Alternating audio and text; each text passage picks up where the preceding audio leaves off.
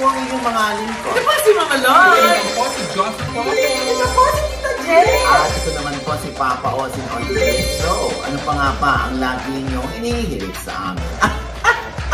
Ay! Ika mo na! Lali! Pabili! Hindi, kasali ako dito. Ang maldi ka na magkakasali ako dito. Ako pa talaga yung matapang. Kasali ako. Ang galing, pinadala mo yung galit mo kanina. Oo, alisin mo yung bag mo sa shoulder mo. Wala yan. Damit ba yun? Ayan, isang kumpletong pamilya po ng showbiz update ang sumasa inyo. Oo nga, Nay. Bakit kaya? Baka nagtataka sila? Kailangan ba na rest ba? Ay, grabe! Wala naman Baka magtataka sila. Baka nagtataka sila. Bakit kompleto kami? Nako, kuya. Ito na yung sasagutin mo yung kay Liza Soberano. Hoy! Agad. Gusto ang tapang talaga ni Bella. Hindi pa siya matapang. Oo nga, doon ka kaya sa tundo. Tingnan natin ang tapang mo. Oy, ako hindi. Kaya kami kumpleto. Paliwanag daw.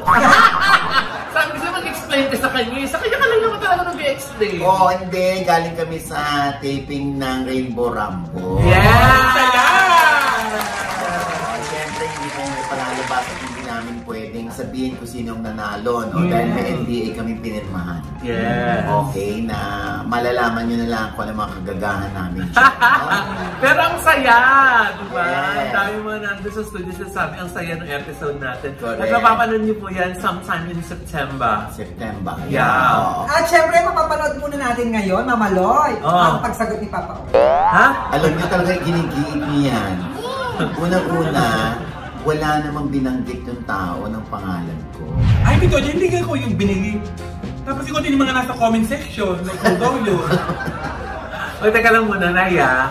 Bago ang lahat, napanood mo na ba? Napanood ko na. So, ano yung initial reaction mo when you saw the vlog? Yung totoo, ha? So, Tito, di mamaya yung sasabihin mo yung hindi totoo. Kayo na nga rito! Ang dami mo kasi ad-lib pa na flavor. Hindi kasi, di ba, para sa kabatiran ng lahat, may nilabas po kasing vlog si Liza Soberano. Through a vlogger. Through a vlogger. Pero pinost din sa kanyang page. Okay. Tapos, meron po kasi dong part sa dulo na nag-slice siya ng cake, bawat isang slice dedicated to a person na nakasakit sa kanya or nasaktan siya. Di ba? So, isang pangalan doon, dinlip, hindi nabanggit. Eh yung mga tao, ang assumption nila, dahil pag nilip-read mo daw, yung iba talagang in-slow mo ginawang talagang hinanap kung ano yung pangalan Ang dami na yung mga comments doon na Tito Oji daw yun or To Oji. Yun. Kaya naman ang daming nagtatanong sa'yo na, ang daming gusto makuha yung opinion mo. Pero bago natin puntahan yan nga, ano reaction mo na napanood mo yung vlog? Ako naawa ako at the same time, ang tapang, napakatapang ni Liza Soberano. Matapang pala eh. Bakit binilig pa yung pangalan? Uy! Saan ka nagagaling, Brenda? Parang matapang siya, no? Natapang siya kanina pa sa Rainbow Rumble kahit si Tito Oji, hindi niya kinatatakutan. Hindi pala gusto ka ng masa. Teka lang, Nay. So, dun sa vlog, ang dami niyang mga revelasyon, lalo na nung kanyang kabataan. Ang dami din mga comments akong nabasa doon na sinasabi na, alam mo ba yan, Oji Diaz? Yung mga nangyari sa kanya na yan? At kung aware ka doon sa mga yan, ano yung ginawa mo para matulungan siya doon sa mga sinasabi ng mga tao na trauma niya nung pagkabata? Naikwento niya yan. Oh. Tapos na. Hindi mo lang kwento sa amin. Tito Oji, hindi mo na kwento sa amin, pero may idea kami. Yun na ba yung buong kwento? Naikwento yan ni Liza sa amin. Kasi syempre pag tatanggap ka ng talent, kailangan makilala mo yung talambuhay niya. Yung kanyang story ng buhay, kung saan siya nanggagaling, kung kunwari masyadong mabait yung bata, tatanungin ko, nung bata ka pa, ano ka ba? Ba't ang bait mo masyado? O ba't parang ayaw mo ng ganito? So, straightforward na pala siya dati pa, no, Tito Oji? Ano straightforward? Yung prangka? Prangka? Pag kami, oo. Kaya yung sinabi ni Liza, kwento niya ng buhay niya nung maliit siya, totoo yun. Oo, akala ko ikukwento ni Liza yun. Kasi pag may nagre-regalo sa kanya ng dolls, ayaw niya. Oo nga, naalala ko yun nung nanonood dun eh. May kwento din tungkol dun sa manika, di ba? Kasi dati raw, parang ikinulong siya sa bodega o sa isang kwarto na hindi siya pinalabas. At doon, punong-puno ng dolls. At saka nawiwirduhan din daw siya doon sa tray ng itlog. Parang weird na weird siya. So madami siyang ganun na syempre kailangan as a manager, kailangan intindihin mo kung saan nanggagaling yung bata, no? Yung mga hugot niya sa buhay. Kaya rin naman ako, parang gusto ko dong i-attribute bilang bubog niya kung bakit siya mahusay umarte. Bakit madali siya makapagpatuloy ng buhay. Kaya, alam mo, hindi ko para i-invalidate yung mga nararamdaman, yung mga pronouncements ni Liza. Siya yun eh. Kwento niya yun, di ba? Parang ikaw, kwento mo yan. Lahat tayo may kwento. Kasi tayo lang naman nakakaalam ng kwento ng buhay natin. Pero na lang kung ini-exaggerate mo yung kwento. Diba? Parang ano yan, MMK. O, pag nagreklamo yung pamilya mo, oy, bakit ganun ang kwento mo sa MMK? Kwento ko yun. Kung gusto nyo, pumunta kay Ma'am Charo, magpa-MMK din kayo. Ganun, diba? So itong kay Liza, grabe yung pinagdaanan niya nung bata siya. Pero kami ni Tita Johnny na kumbaga parang guardians ni Liza, hindi naman kami mga doktor eh. Alam ko rin naman na nakikipagkita siya sa psychiatrist noon. So parang di ba nakakatulong-tulong din naman. Pero ngayon kasi syempre nag-iba na. Grabe yung pag-ikot kay Liza, 360 degrees. Hindi mo makikita yung dating Liza eh. Sa Liza na napanood mo sa vlog, I am open to changes and people change. Diba? So, kailangan matanggap ko yun na nagbabago ang tao, nagbabago yung pananaw niya, yung perspektibo niya, yung outlook niya, yung behavior niya. Diba? Sino makakapagsabi na kaya palang mag-buhok na blue? Sige na. Di ba hindi rin natin expect? Matapang din siya. May bubog to, Tito Oji, may bubog. Mas paulo? Napaparod na ako, Tito Oji. Yun ang bubog ko, Tito Oji. Hindi nila alam kung gano'n ko ito, nakikita ko nilalaman din. Ang sakit na ng pangako kakatawa mula pa kanina sa Rainbow Rambo ng Pero mas matapang ka talaga ng bubog. Ay, teka lang, Day. Nabanggit mo si Tita Johnny. Parang malapit kasi yung OG tsaka Johnny. Kasi syempre kung nililiprig, di ba? So siguro ikaw yung natuturo dahil ikaw yung kilala ng mas nakararami. Si Tita Johnny kasi yung kumukup kay Liza nung araw.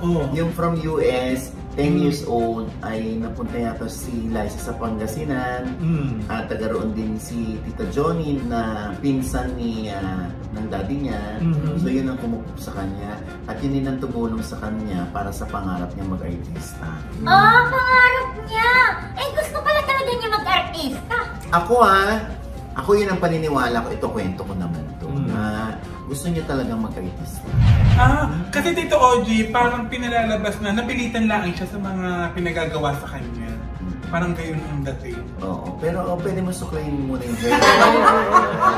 Kasi parang nakakain ko na. Hindi, sa totoo lang, gusto talaga mag-artista ni Liza. Ngayon, kung ang claim ni Liza ay ayaw niya, sabi ko nga sa inyo kanya-kanya ang kwento natin, hindi ba? Alam mo, ang importante lang dito, na nabigyan si Liza ng magandang buhay ng industriyang ito. Yun lang naman yun, di ba? Ngayon, kung ang mga tao ay hindi agad makamove on, dahil nga sa pag-iiba ng behavior ni Liza, kasi nga nakilala ng mga tao si Liza, kung gaano kabait, kabuti, ganyan. At meron pa siya, di ba, Save the Children, na foundation na sinusuportahan. Hinuuswip to OG. Di ba nga? Oo. Kaya ngayon naman biglang nag-iba, parang yung paniniwala niya sa love team, na parang kailangan huwag kayong ma-involve sa iba, sabi nga niya, di ba? Na kailangan kayo lang, hanggang sa magkatuluyan kayo lang. Nagkatuluyan naman sila ni Enrique Hill. Kasi naman yun ay na blessing na yung kanyang ka-love team kanyang first love. Diba? Oo. At Tsaka dati, di ba, nilihim din niya yan sa'yo na sila na ni Enrique. Oo. Yes, oo. Umami naman din sila. Yes, oo. Wala na tayong magagawa dahil nagkagustuhan yung dalawa. Pero ako na yung hindi ko naman dun sa segment na yun na sinabi ni Liza about working na at an early age. Parang hindi naman siguro siya pinilit, kundi parang dinala ng pagkakataon na magtrabaho na siya dahil para maiahon niya yung pamilya niya sa kahirapan, di ba? Para maalis daw niya sa poverty yung kanyang family. Pero yun nga, Nay, ang isang revelasyon doon, eto na. Hiwalay na daw sila ni Enrique Hill, 3 years na.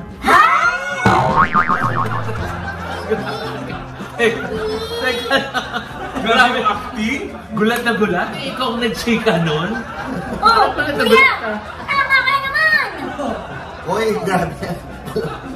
Hindi tayo nga nag-ulat niyan dito. At least kinonfirm ni Liza na 3 years ago sila nag-break ni Ken. Oo. Dito, Ogie, bakit naman ito nag-interview? Inuurirat yung ex, hindi yung bagong jowa. Di ba palit kayo? Sandali! Palit kayo. Ikaw nakaisip eh. Interview na?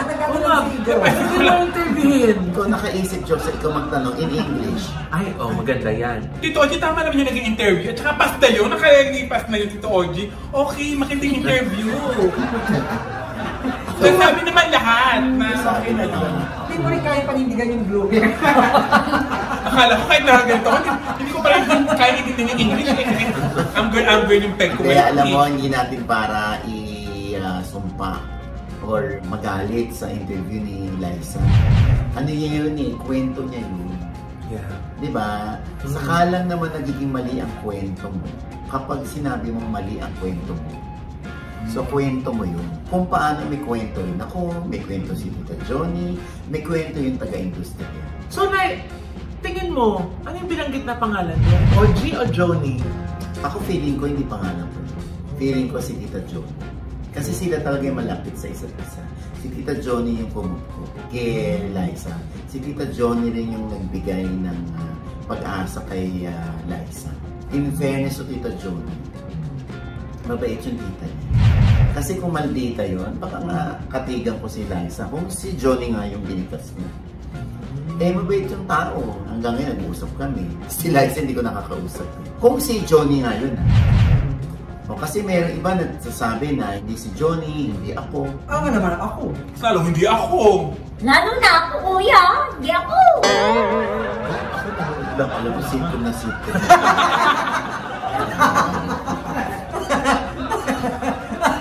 Baka madami kami dito, Ogie.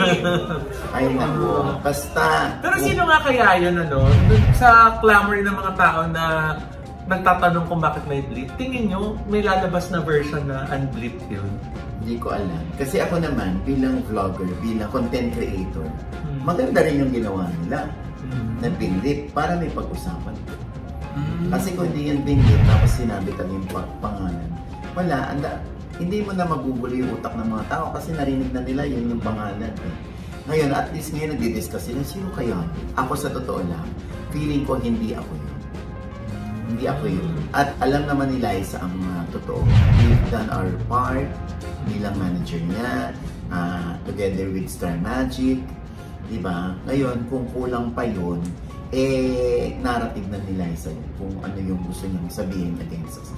Basta ako, ang pinagpapasalamat ko pa rin na dumating si Liza sa buhay ko. At malaki rin naman ang naitulong, naiambag sa buhay ko ni Liza. At hindi ko yung kinakalimutan.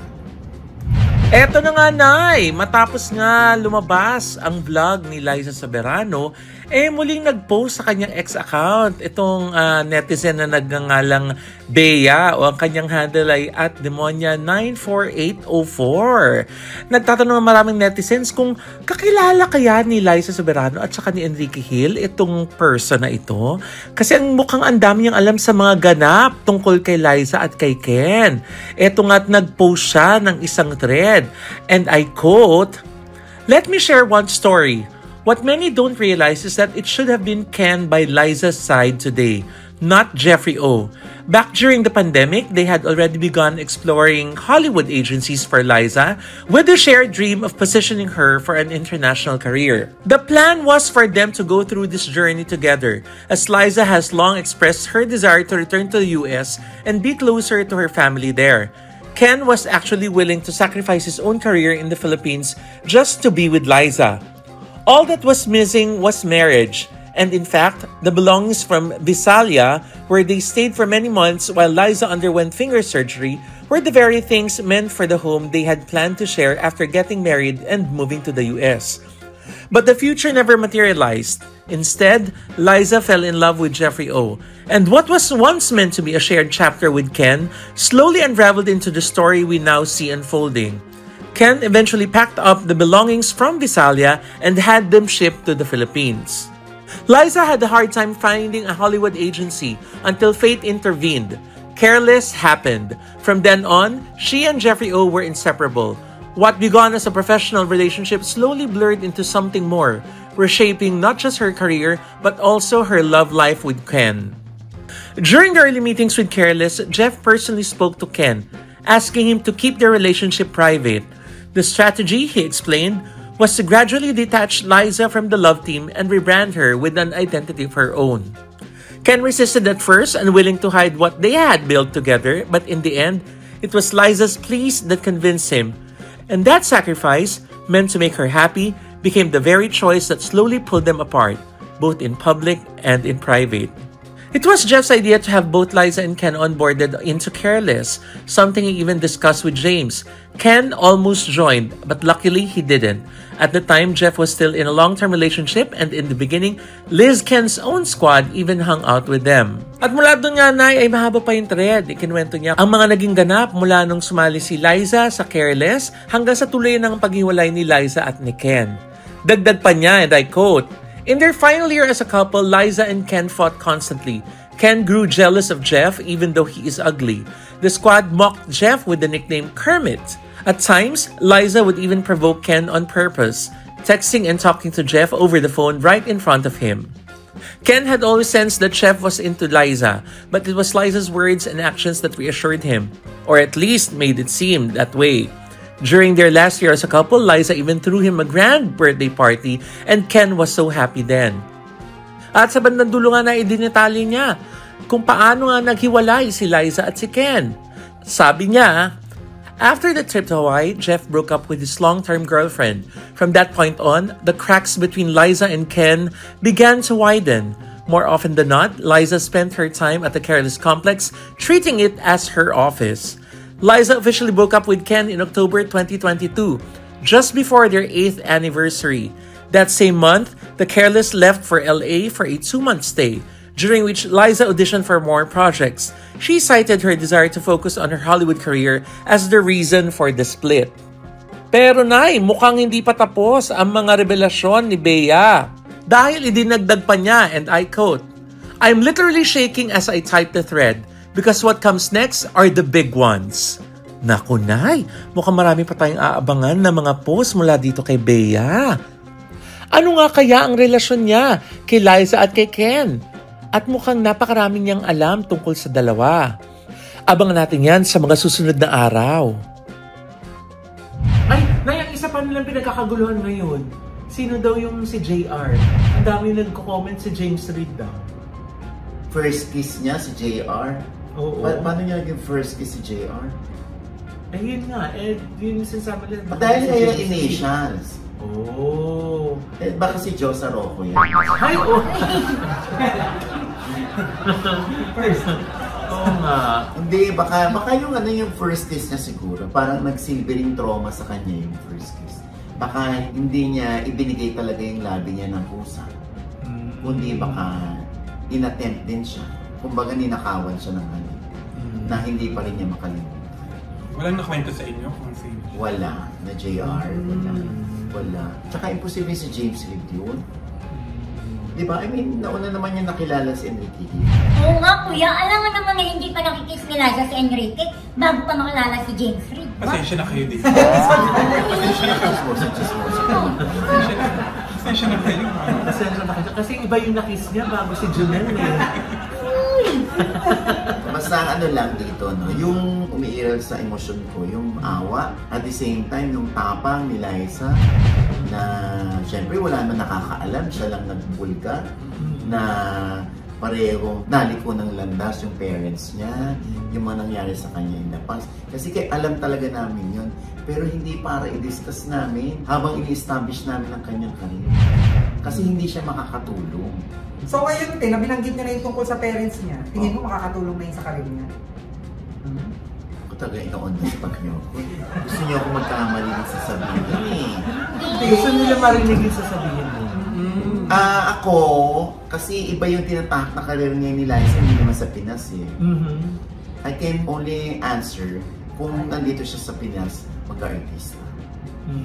Ay, salamat. Hindi ka pa nakakaraos dito, OG. Bakit? May follow-up question pa. Ano? Bakit ba nag-iiyan yung si Liza? May movie ba siyang gagawin, OG? Or... Ay, hindi ko alam. Hindi ko alam. Baka yun ay bahagi ng kanyang pagbubuhos ng kanyang mga saloobin para yung karga niya gumaan. Yes, yun. Ako din nung pinapanood ko na yung naisip ko kung career move ba yan or would it help her career. Pero beyond that, parang feeling ko, ito isang proseso na marahil makakatulong for her healing. Diba? Kasi diba dun sa dulo yung letting go, being free, diba? So parang sana, yun din yung hope ko, na sana after nung vlog na yun, moving forward, talagang ma-heal na yung mga past traumas niya, di ba?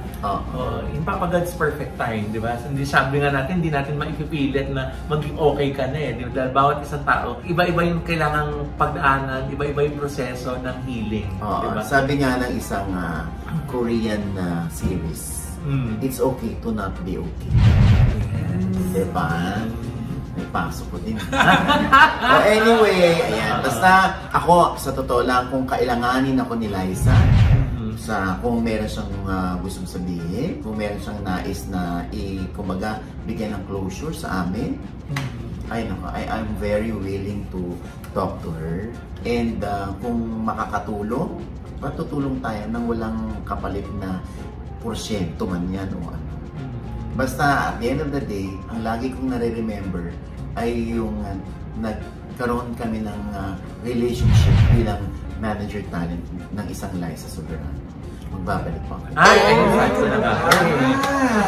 OGD yung show may update. Alam mo, biglang si Enrique, hindi natin alam kung ano naman ang panig ni Enrique. Kung paano naman ito sasabihin o aaminin ni Enrique. Kasi si Enrique pala, siya yung may ayaw na aminin agad ni Liza o i-announce na wala na sila. Diba? Na parang hayaan mo muna na ganito. Kasi nga sa totoo lang, ako na nagsasabi dahil meron din naman tayo nakakausap sa side naman ni Enrique na mahal pa rin ni Enrique si Liza. Oo. Diba? Tsaka andun pa rin yung hope o yung wish ni Enrique na sana isang araw ay manumbalik ang pagmamahal sa kanya ni Liza. Ngayon, parang natuldukan na, may closure na, ang next move ay na kay Enrique kung paano niya haharapin at kung mag-move forward na siya. At kung sasagot din ba siya sa mga revelasyon ni Liza? Tulad nito, dapat kaingitan ito. Si EA Guzman, si Shaira Tigres. Ay, grabe na. Nakakaiyak yung kanilang vows. Diba? 12 years. Yes. 12 years ang hinintay ni EA, di ba? Ayan na! Pwede na siyang bumimbang! Ako, pasensya na ako. Medyo ano yung buwangan ni Rene.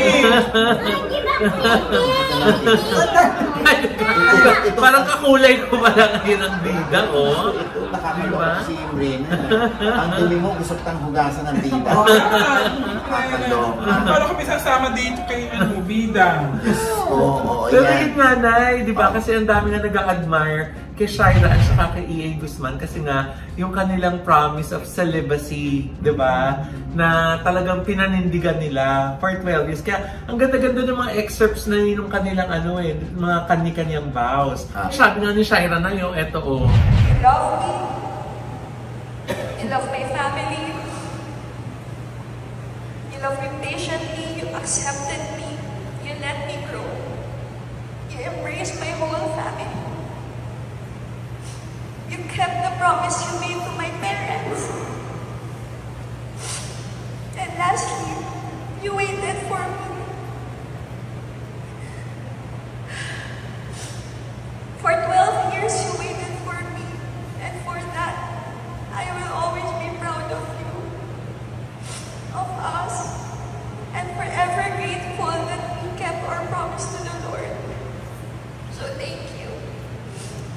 Thank you for waiting for me. And I promise, from this day forward, you'll never have to wait again.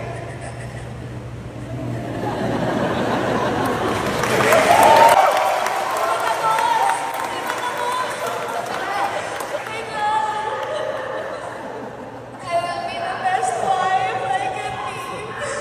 Your true partner in everything. I will stand beside you. You'll always be my greatest blessing. My husband. My best friend. And I'll spend the rest of my life loving you. Magiging masaya na mamaya.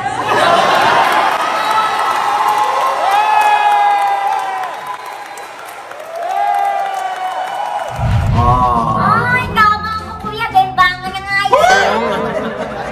Ano ba naman itong batang ito? Diyos ko, sa bata-bata, saan lumalabas sa bibig? Saya niya pa. Honey mo na kasi, di ba? Diyos ko, nakakaloka. Oo, kaong na yan. Hindi. Oo, not even yata masturbation, hindi pinapractice ni ano eh. Ay, totoo ba? Ni EA eh. Inipon niya talaga yun, kuya. Pasensya na po kayo, nakainom lang. Grabe ka.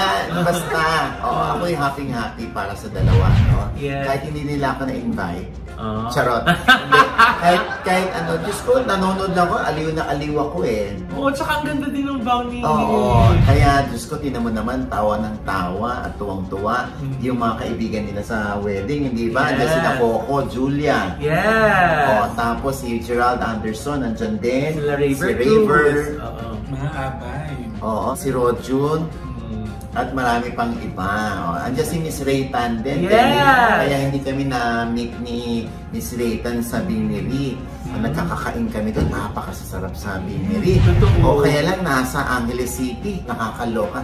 You should try their drinks. Tsaka yung kanilang aluon. Yung Yes, ang sarap. Actually, yung, lahat. Lahat. Pati Oo. yung kari-karing bagnet. Oo. Pati yung kanilang empanada. Dami nag-uwi, kaya kumakain pa kami, binabalot na. Sama ng ugali. Talaga? Kasi paborito daw ng tito niya yun. Ha? Talaga ba? Wala siya dito, OG. Meron. Ha? Oh, si ano, Hindi, gusto niya talaga yung mamamantika. gamit na gamit yung angker. Ay naku, sana nalalaman ito ng mga pinsan mo. Lalo na sa mga kapamilya. Oo, Diyos ko. Basta tayo ha, happy for EA and Shaira.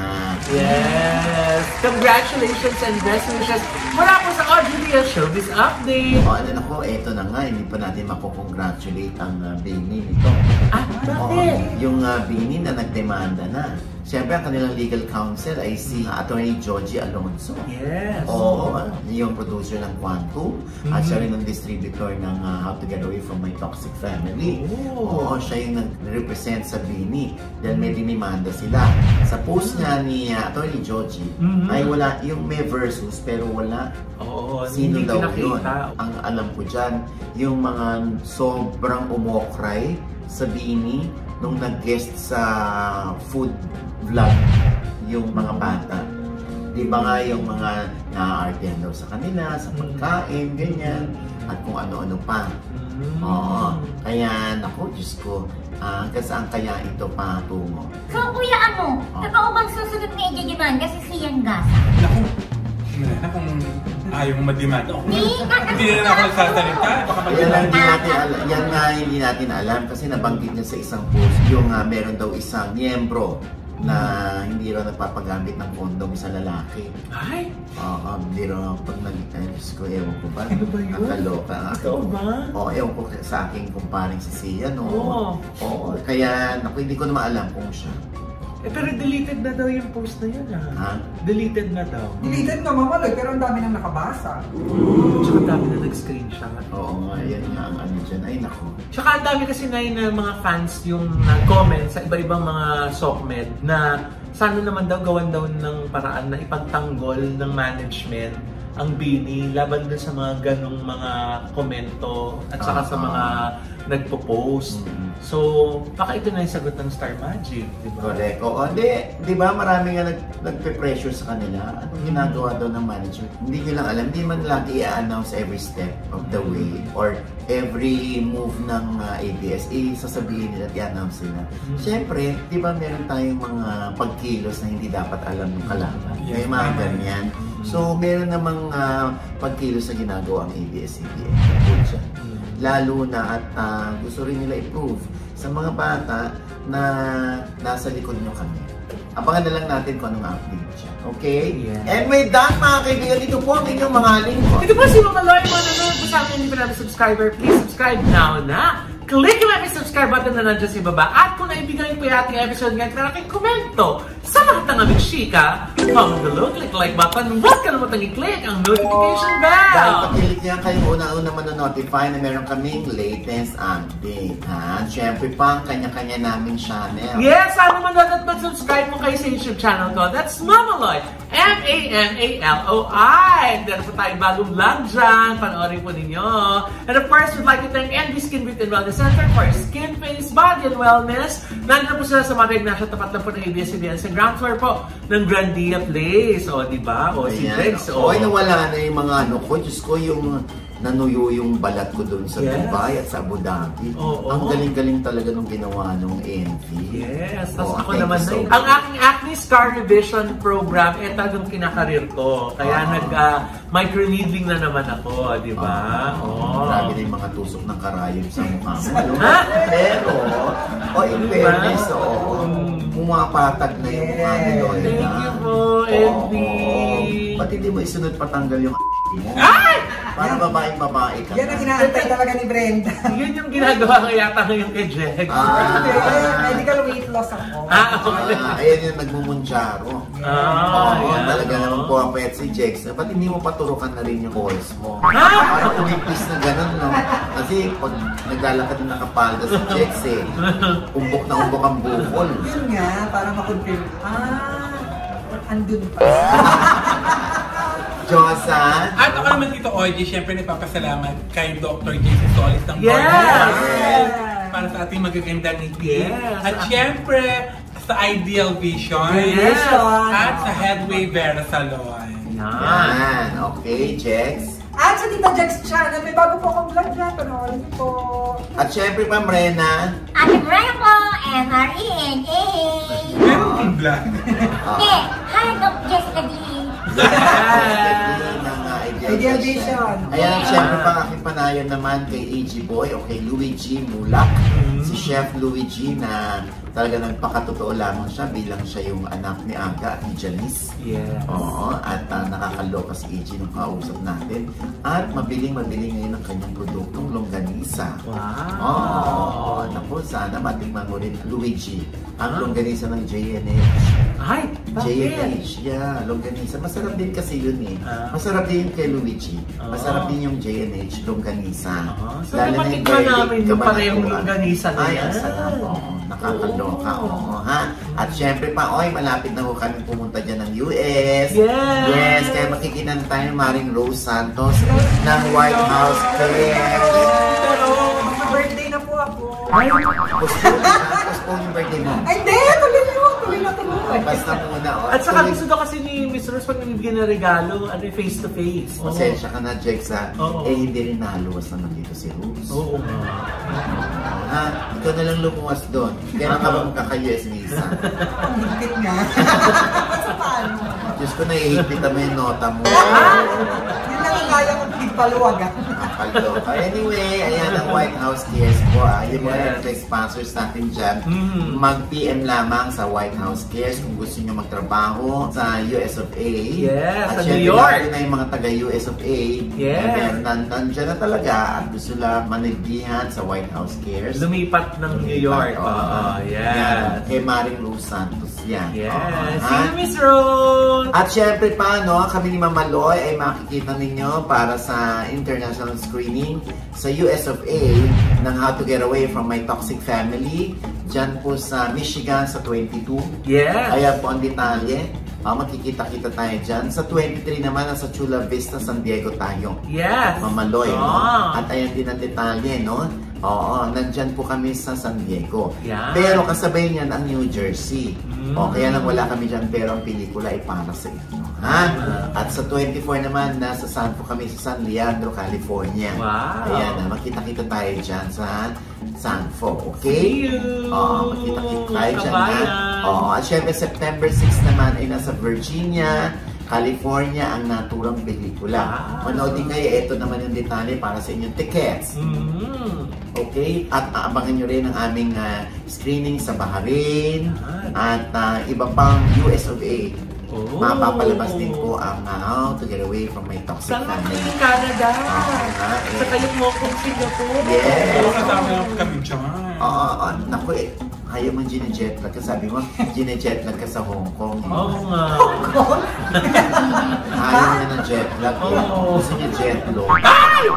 Ayan ha. Siyempre, maraming salamat sa JRB Unit, kay Julie and Benitez. Maraming salamat. Dahil nag-block screening siya ng How to Get Away from My Toxic Family. Ayan thank you, Miss JRB. At saka di ba si Daniel Padilla? Si Daniel Padilla rin nagpa-block screening sa SM Orang. Ganon din si Joshua Garcia. Sa 19 naman. Ayan, we'll see you there, okay? At syempre pa, ito pa rin po ang inyong lingkon, Papa Oston na lagi nagsasabi, nagpapaalala sa inyo na sa tuwing gigising po tayo tuwing umaga, huwag na huwag po itong makakalimot. Magpasalamat sa Panginoon dahil tayo kanyang ginising. Ibig sabihin, may mission pa rin po tayo sa buhay. Sabay sabing, every gising is a blessing! At ano pa nga bang lagi niyong inihirit sa amin? Ayan! Ichika mo na! Baby! Happy birthday, Ellen! Happy birthday, kapatid ko yan, si Ellen. At saka si Donna. Si Ellen, 17. Si Donna ay 19. Yes, happy birthday! Ang Rainbow Rumble, abangan nyo yan ha. Yes, Ay, ganda na birthday, meron tayong puppet show. Okay. Ayan, ito po yung ikakarga dun sa may tapos pag binato nyo ng bola, lalaglag sa tubig. Very fair yan. Ako sila ba yan po? Bakit na sila ka? Birthday mo na. Ay, nako. Ayan at syempre pa, minsan naman sila, ba't lagi na naman ako? ang hirap naman sa loob. Hindi. Alam mo, mamaloy gulatin mo siya minsan. Ano? Ipit mo yung sa'yo dun sa para pag gano'n niya, ay, ano yun? Confirm kay Ulos.